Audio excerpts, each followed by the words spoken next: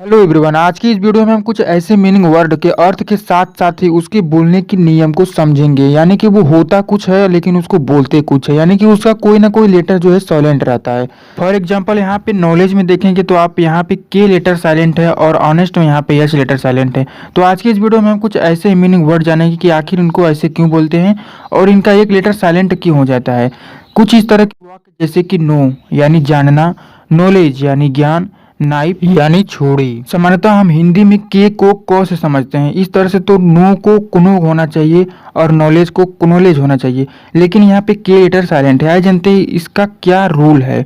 किसी भी स्पेलिंग में यदि के बाद यन आता है, वहाँ के का उच्चारण ज्यादातर नहीं किया जाता है। तो आप देख सकते हैं दोस्तों, यहाँ पर तीनों ही मीनिंग्स में के बाद यन आया है, जिसकी वजह से यहाँ पर के लेटर साइलेंट हो जाता है। कुछ ऐसे मीनिंग वर्ड जहाँ पे एच लेटर ही साइलेंट हो जाता है। ऑनेस्ट ईमानदार, आवर, अक्सर हम इसको हावर ही बोलते हैं और इसका मतलब होता है घंटा, वो बेल वाला घंटा नहीं, घड़ी वाला घंटा। आनर, आनर यानी सम्मान। यहाँ पे देखेंगे दोस्तों आप यच, यच का सामान्यतः हम हिंदी में ह बोलते हैं, लेकिन यहाँ पे कहीं भी ह नहीं है उच्चारण में। इसका रूल्स क्या है, यदि किसी वर्ड के शुरुआत में यच कहें, ए ई आई ओ यू, इसी रूल्स के अनुसार यहाँ पे यच यानी ह साइलेंट में है। तो दोस्तों देखते हैं नेक्स्ट प्रकार क्या है।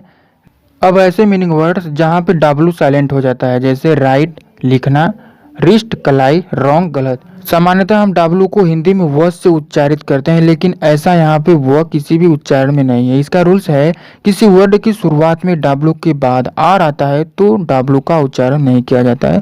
जैसा कि इस मीनिंग्स में आप देख सकते हैं डब्लू के बाद आर आया है, जिसकी वजह से यहाँ पे डब्लू लेटर यहाँ पे साइलेंट हो गया है।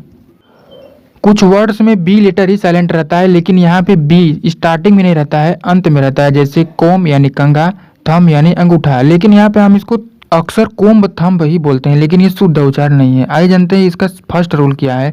यदि किसी वर्ड में बी यम के बाद आता है तो बी का उच्चारण नहीं किया जाता है, वहाँ पे बी साइलेंट रहता है।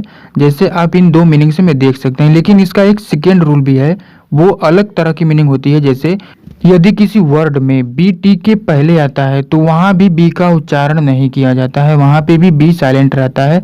फॉर एग्जाम्पल डाउट, डाउट का मतलब संदेह करना, यहाँ बी के बाद टी आया है, जिसकी वजह से यहाँ पे भी बी साइलेंट हो गया है।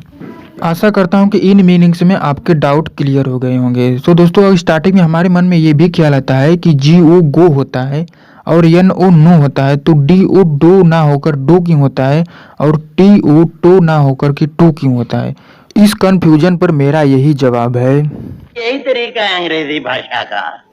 प्रैक्टिस प्रैक्टिस और केवल प्रैक्टिस। दोस्तों आप जितना ज़्यादा प्रैक्टिस करेंगे आप उतना ही जल्दी इंग्लिश सीख जाएंगे। आपको किसी भी रूल्स को याद रखने की ज़रूरत नहीं पड़ेगी, आपको स्वतः ही याद हो जाएगी।